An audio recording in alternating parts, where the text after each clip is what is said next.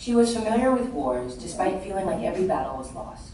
Strangers told her she was blessed to be the daughter raised by the voices in her head. She tends to her battle wounds so often that they never heal, kneels. She bows her body and pleads with God. Father, hear me. Know me. Show me how to surrender because I am tired of fighting myself. She was akin to the flame. Fire. It was within her. Desire. She felt the burn of dissatisfaction in her throat as she talked to herself, walked herself alongside the soothing sip of pleasure. Measure. She neither tallied her mistakes on her arms nor emptied her feasts into sewers, but rather became the stop sign on her own journey. Halt! She screamed. Where in the world do you think you are going?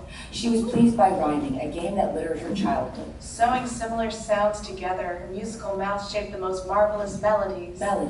Can you hear them in her eyes? Can you see them in the way she listens? She was enchanted by change. Meanwhile, Fear took his dark blue hands and played with her hair, braiding it into knots and tangles so that she might not come out the same. Afraid just as much of what she did as for what she failed to do. She carried self-criticism to see how much she would lot herself for the day. She was a daredevil. Daring herself into compassion, disappointing herself into work, lying herself into happiness. Confused, her shoelaces were tied together around worries too heavy to drag into the future. Too extraneous to lift. Shift. She tried to rhyme herself out of her reality she set up for herself.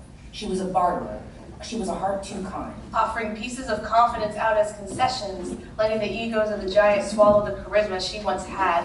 Amistad. She befriended comparison, letting him become the thief of her joy. The glutton of her guarded heart, sharp, she broke, scattered. She let the wind carry her, for she was too tired to fight her own battles. Wounded, the salty tears didn't serve her well to clean the gashes she groped. She was a sailor, tugging at the billows of her thoughts until they carried her out to sea where people could read them and water them, for they grew into her words. Surrounded by water, she found herself dried up. Words they did not come. She was silenced by her thoughts. Her growing library of dense self-talk bounded her too often.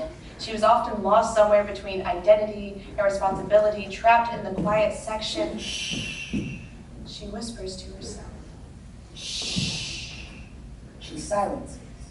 She was loved, but not by herself. Love songs ranged, but the echoes found no shelter. This self-directed apathy consumed her. Little girl, little old me. It is not your responsibility to wear the world well. You can't.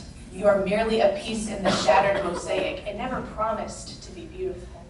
Little girl, little old me. You are familiar with wars. You must know the power and freedom of surrender.